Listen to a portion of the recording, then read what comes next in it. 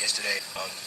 Losing some big pieces on defense. How much does that change the offensive game plan for you guys? Yeah, it doesn't change. I mean, they got good players. I have a ton of respect for Steve Wilkes, for Aaron Glenn. They do a very good job of trying to keep you off balance and the things they do from a front and coverage standpoint. So they have a bunch of good players. We have to play our best. Shedeur is going to be practicing today. Will he be back as your QB2 this week?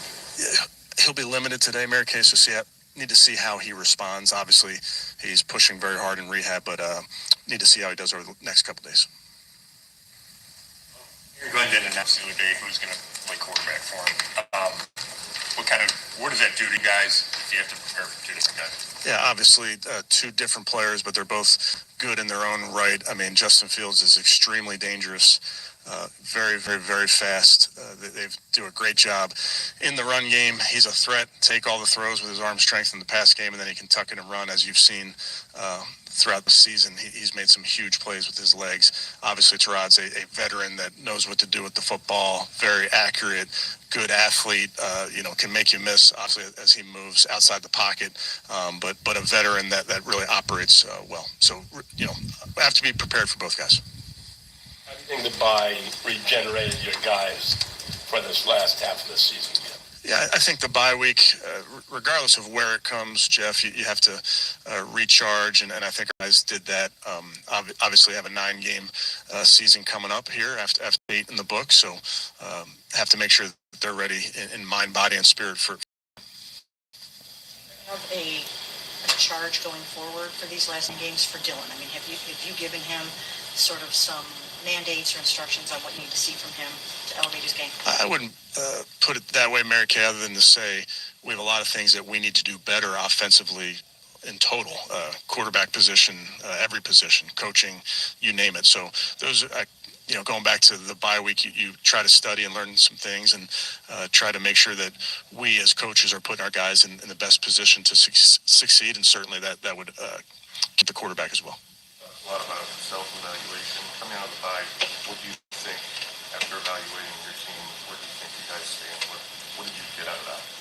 Well, I think you don't wait till the bye to look at yourself from a scout standpoint. You're constantly doing a self-scout. It does give you an opportunity, though, after 8 games to really look at it from a bunch of different angles, whether it's the personnels you're using, the schemes you're using, you can go on a deeper dive, if you will. You can go on a deeper dive on what other teams are doing, what teams are doing to you, those type of things. So you learn a lot. I think it's really important, and what the coaches did a nice job with. I think it's important to take all those learnings and then condense them to some action items and to the big bullet points, if you will, as opposed to trying to account for every single thing you've learned. I really like the team going into the trade deadline. Outside the one move yesterday, a lot of the guys that were speculated that could potentially be moved are still here. Do you think that can help give back some life into the team as well now that has passed and this is the team going forward making all focus? Yeah, I understand the question, Daryl. I don't know how much guys spend time thinking about those type of things. I know it's speculative, and I know there's plenty of news outlets that cover those type of things, and that's what you have to do, but our guys don't spend much time on that. We kind of keep our focus where it is, and so that's the sense I've gotten from the guys. At the time of the draft, both you and Andrew said Dylan Gabriel had his height that didn't show up on college game film. Do you think it's showing up now? I mean, his inability to get the ball to the receivers. Yeah, I understand the question, Tony, but I would not characterize it that way. We need to play better as an offense. Certainly, there's areas to improve for a young quarterback, but it's really on all of us to improve.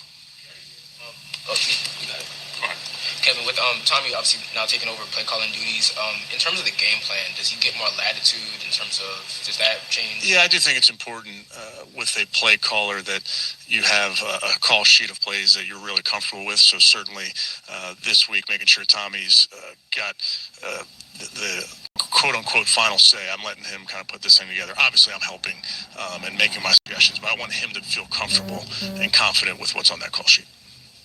Dylan, how do you think the bye week can help a rookie quarterback, especially coming off what was a difficult game for him? Yeah, I think these bye weeks are an opportunity for everybody just to get your breath. Obviously, a young quarterback has had some interesting starts, whether it was international or on the road in some tough places. We have to play better as an offense, and certainly, Dylan is a big part of that. Making improvements coming off the bye is important. Operationally different when you're not calling the plays? In some ways, yes, but again, I think it's my job. Like I've told you guys before, I want to try to set people up for success regardless of what their role is. So if Tommy's role is changing a little bit, I need to do my part to help him out. Say that with Tommy coming out of the college ranks recently, might that be beneficial for both of your rookie quarterbacks, knowing that he sort of has that college vibe? I think it's probably a good question to ask Tommy, Mary Kay. I think Tommy's got the right way about him with veterans and young players, but certainly, to your point, when you're in the collegiate game, there's things that are different about the game, so it does help to, as you explain certain concepts or the way defenses play, I do think there's value in that. Give Tommy's final say on play. Does that mean he'll have final say on whether to... Yeah, I agree with you, Selma. No. More as editor-in-chief. Let me put it that way, when you're putting a game plan together. At the end of the day, I get final say. We all know that. But I wanted to make sure he's comfortable with what as we put the plan together. Hey, I got the alert. I pulled over. I wanted to drop this hot press conference and give it to you all right now. And even Jerome a little bit. Hit that thumbs up button for me. To Rocket, using him, getting him some carries? Yeah, we like the guys we have. Obviously, every week you're looking at different pairings that you may have available to you with the inactives, but we like the guys we have. We have to do our job, like I said before, in the schemes and setting our guys up for success. I had to stay with the foot. Is he out for the week? Is this a long-term thing? We'll see how it goes the next couple days. Appreciate hitting that thumbs up. Okay, thanks, guys. Hey, y'all. I got the alert that the press conference was going on. I wanted to make sure that I got it to you all. Do me a favor, hit that thumbs up button. It helps push out the content out further in the YouTube algorithm. Just thank you all for supporting the channel. I got an alert early this morning too. Have over 4 million views, which is mind-blowing. Totally mind-blowing. I posted it on Premier Sports post. And I said thank you to everybody who supported the channel. Again, the good news is in all this is that Shedeur Sanders is allowed to be back on the practice field. He will be practicing today. It's actually occurring now. He's practicing in limited capacity. Coach Kevin Stefanski would not commit to whether or not if Shedeur Sanders would be either QB2. That's the specific question that was asked of him is, will he be QB2 now that he's back on the practice squad? Nobody asked if he was going to be elevated to QB1. He stated previously, before the bye week started for them, that Dylan was supposed to play this week against the Jets, but we'll see how things go. I don't particularly think that we will see Shedeur Sanders until the home game in Cleveland, which is the Baltimore Ravens. So with that being said, both teams, the Cleveland Browns and the New York Jets, was both in the bye week. Any of you who have followed the NFL draft deadline trade yesterday, the New York Jets key players for #1 draft picks. The Cleveland Jets are one up on the Browns right now because they have 2 #1 draft picks now in the 2026 draft. And then they have 3 #1 picks in 2027 draft. And with the Browns having the worst record in the NFL, not the Browns, but the Jets having the worst record in the NFL, they'll get a lower pick against the Cleveland Browns. So it's two teams that aren't doing well this particular season, and it really doesn't benefit the Browns to win the game against the Jets, because if they beat them, the Jets again will have a lower first-round draft pick. But thank you all for supporting the channel. I just wanted to pull over when I got that alert that Kevin Stefanski was doing a live press conference. The recap is that Shedeur Sanders is now back on the practice field. Today he's in practicing at a limited capacity.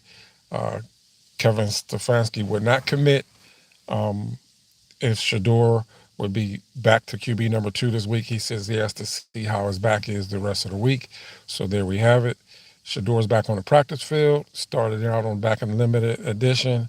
Again, I don't think we will actually see Shedeur Sanders until the home game when they play the Baltimore Ravens, which is the next 3 games. There's the Jets this week, the Raiders away, and then they come back home to play the Ravens. But again, thank you all for supporting the channel. I'm going to end this live feed right here at the beginning of this.